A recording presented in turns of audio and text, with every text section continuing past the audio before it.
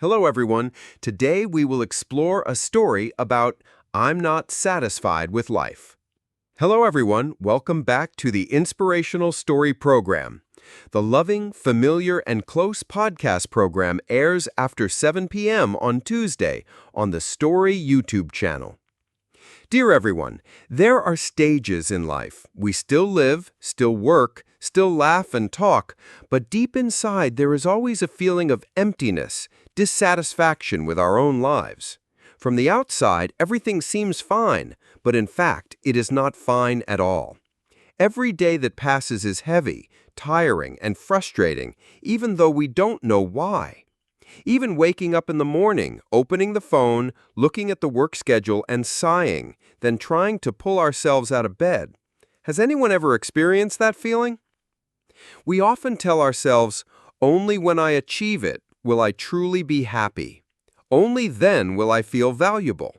But what if I haven't achieved it? I haven't failed, I haven't succeeded, but I already feel stressed, tormented, exhausted. And to be honest, many people think, well, maybe it's because my wallet is empty that I'm sad, which sounds right, but it's not always the case. So, is it necessary to wait for a certain milestone in the future before allowing ourselves to be happy? Or can we start finding meaning, peace, and joy right now from the smallest and simplest things? In today's sharing, I would like to take a deeper look at this issue with you. So, before you feel comfortable, please take a moment to like the video and subscribe, but only if you really like what I do here. Please, let's embark on this journey together tonight. You know, one of the strangest moments is when you sit in a crowded coffee shop. The music is loud, your friends are laughing and talking, but inside you feel empty. The feeling is if you were lost in your own life. Looking around, everyone is busy, everyone has goals, and you are like a person running on a gym machine, running forever, exhausted, but getting nowhere. Does it sound familiar? Sometimes dissatisfaction with life does not come from huge failures, but from the same boring days. The type, go to work, come home, eat, sleep, and go to work again. An endless loop. When you wake up in the morning, the first thing that comes to mind is not, what interesting things will I do today?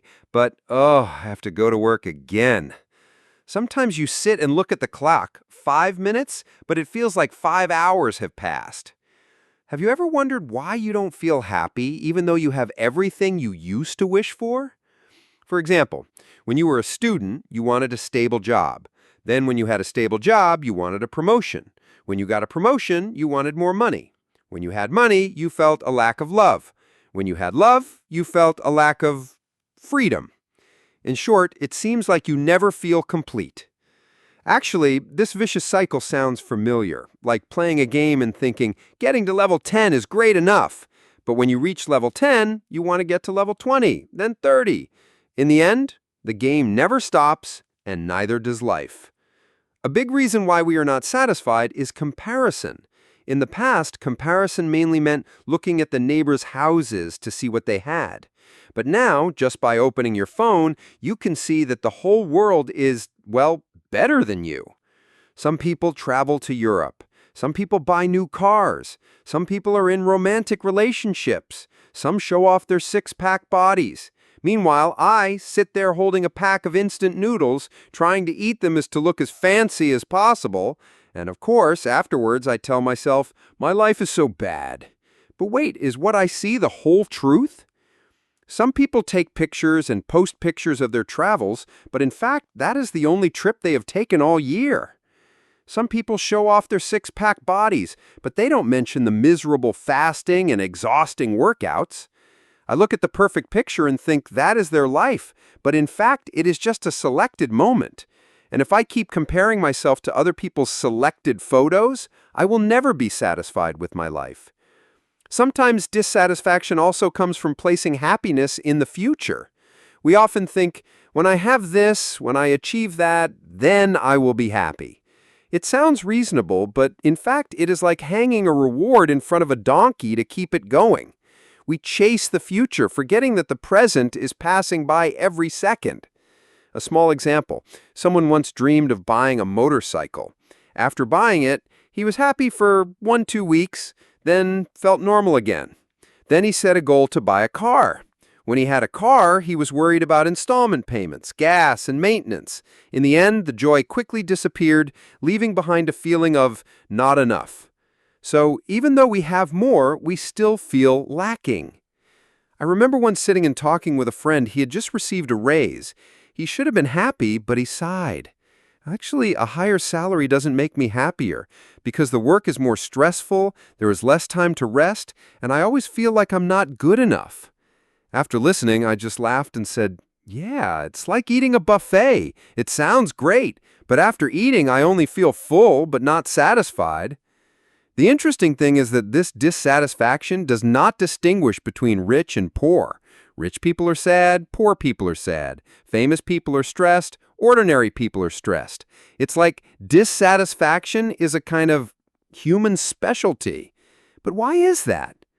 Maybe it's because we forget to connect with ourselves. Every day we're busy replying to messages, chasing deadlines, watching movies, surfing the internet, but rarely stop to ask, how do I really feel? Sometimes fatigue comes from always living for others without listening to what we need. And sometimes dissatisfaction is simply because we lack rest. It sounds funny, but it's true that there are many people who are not bored with life. They are just lacking sleep. Just think, after a sleepless night, the next morning you look in the mirror and see yourself as a zombie. How can you still feel satisfied with life? So don't rush to conclude life is so bad when maybe all you need is a good night's sleep. But then again, there are times when dissatisfaction brings us something positive. It's like a needle reminding us, hey, you're not living your life to the fullest. That insecurity can motivate us to change, learn, and explore. The problem is whether we let it become a driving force or let it drag us down into the abyss of boredom. So the question is, why do many people let dissatisfaction become a burden instead of a driving force? Maybe because we don't know how to face it. Instead of asking, what is the meaning of life? What am I missing? We ask, how bad am I? And when the question is wrong, the answer is wrong. So when we feel dissatisfied, the important thing is not to run away from that feeling, but to dare to sit down, admit, yes, I feel empty. Then ask yourself, where does this emptiness come from? What is it trying to tell me? Just like when the car is making a squeaking sound, instead of turning up the music to drown out the noise, we need to stop and check. To put it in a funny way, dissatisfaction in life is like weak Wi-Fi. It doesn't kill you, but it makes everything slow, frustrating, and irritable. But if you know how to handle it, you can still connect, you can still be online, you can still enjoy. And that's what we'll explore together in the next section. How to turn this feeling of dissatisfaction into an opportunity to live differently instead of letting it consume you. So how do we escape the vicious cycle of not being satisfied with life? How can we wake up every morning and not sigh another day, but instead say, a new day has begun. Let's see what interesting things I can do today. It sounds ideal, but in fact, it's not as far-fetched as you think. Sometimes just changing a few small habits is enough to make life much easier. The first thing, and perhaps the most important, learn to be grateful for the little things. Have you ever tried writing down 3 things that made you happy during the day? It sounds simple, but it has tremendous power. For example, this morning you made a cup of coffee that was better than usual. That's a joy. This afternoon you went out to eat and found a restaurant that cooked just right. The beef melted in your mouth. That's also a joy. When you came home in the evening, someone texted to ask, "Are you okay?" Sounds small, but enough to warm the heart. These 3 things are not big when written, but when you look back after a month, you will see that you have a treasure of small joys, and they gradually erase the feeling of emptiness that we often hold in our hearts. Second, slow down a little.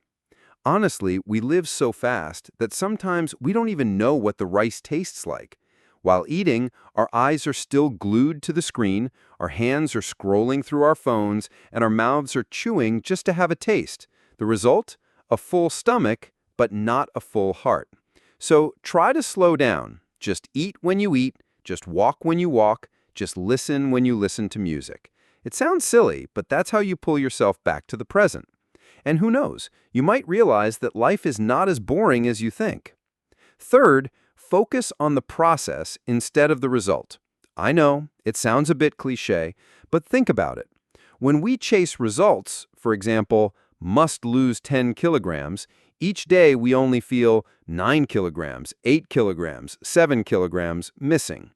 But when we focus on the process, we will find joy in every step. Today, I ran 10 more minutes. Today, I ate a little healthier. The results will come in no time, and we don't have to live with the feeling of not enough all day. Fourth, reduce comparisons. This is difficult because social media is almost designed to make us compare ourselves to others.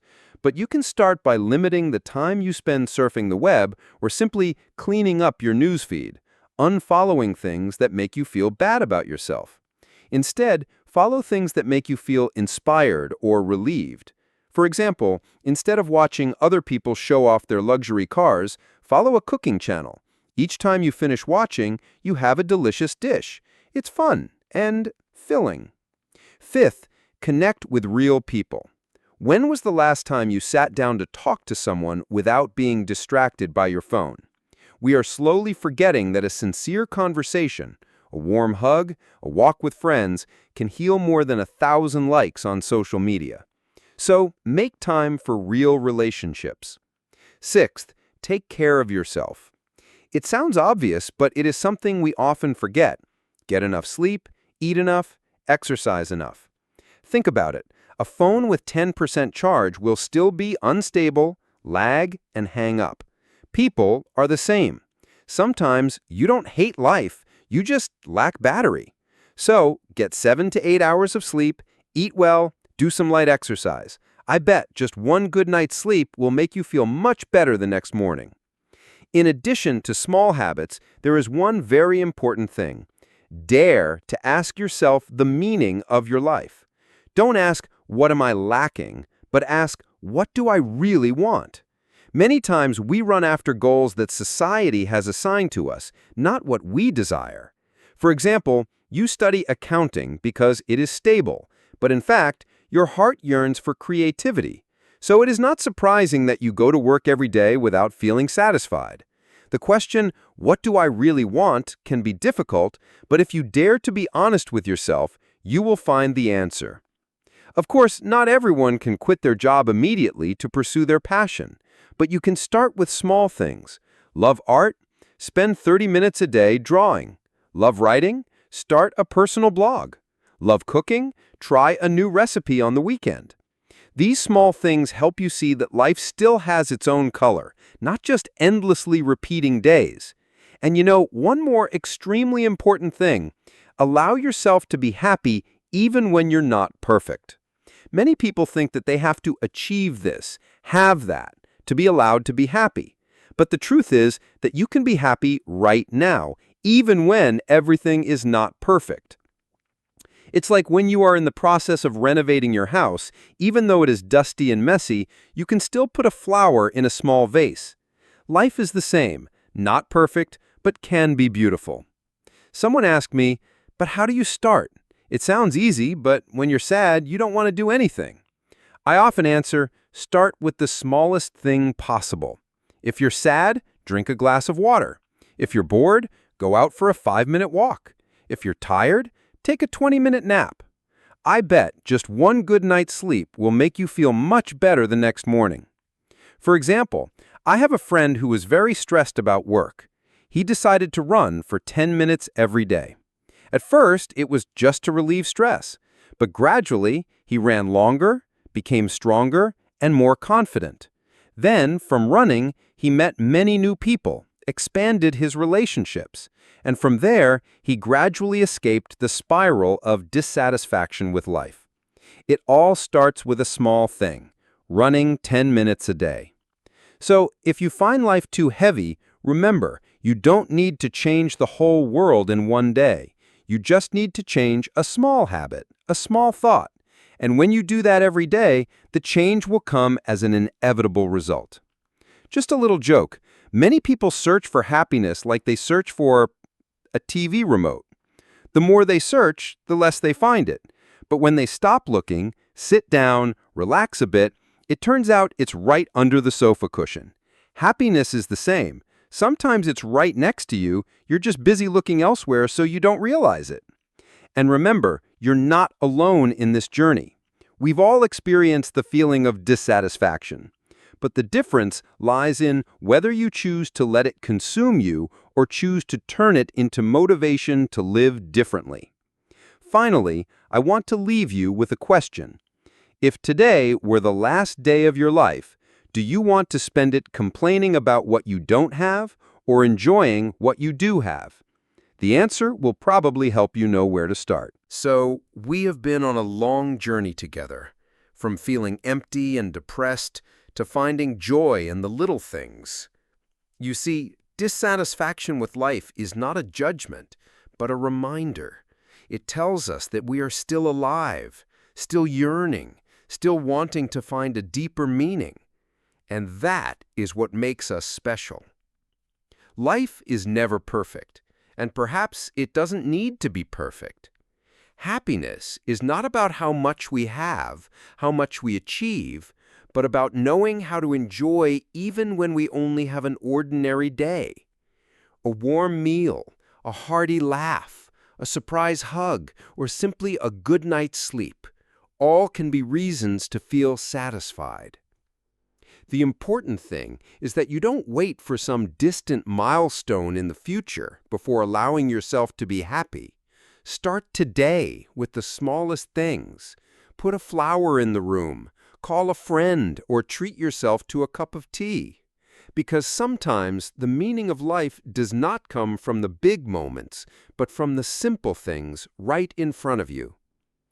If one day you find yourself sighing and thinking, "I am not satisfied with life," remember, you are not alone, and with just one small step, you can change your whole direction.